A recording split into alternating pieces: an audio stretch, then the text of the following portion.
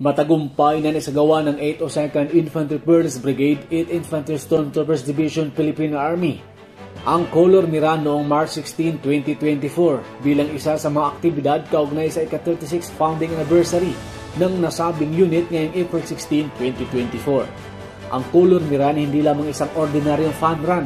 Ito ay isang makulay na kombinasyon ng ehersisyo, pagkakaisa at pagdiriwang. Habang binabagtas ng ating mga mananakbo ang makulay na ruta, ay binubuhusan sila ng iba't ibang makukulay na kulay na sumisimbolo sa diwa ng pagkakaisa at pagkakaiba-iba na tumutukoy sa ating brigada at sa ating bansa. Ang Color Miran higit pa sa isang masayang palabas. Ito ay isang testamento sa kahalagan ng pisikal na aktibidad sa pagpapanatili ng isang malusog na pangangatawan. Sa pamamagitan ng pakikilahok sa kapanapanabik na pagtakbong ito, itintaguyod natin ang halaga ng kalusugan at kagalingan, hindi lamang para sa ating sarili kundi pati rin sa ating mga kababayan. Ito ay isang paalala na ang isang malusog na katawan ay nagtataguyod ng isang malakas na isip at espiritu, mga mahalagang elemento sa ating mga tungkulin bilang mga tagapagtanggol ng kapayapaan at seguridad.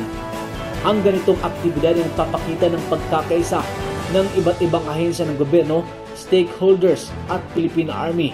Sa pamamagitan ng pagsasama-sama sa makulay na pagdiriwang na ito, pinatibay natin ang buklod ng pagkakasama na nagpapakita ng ating pangako sa paglilingkod sa ating bansa ng may dedikasyon at kahusayan.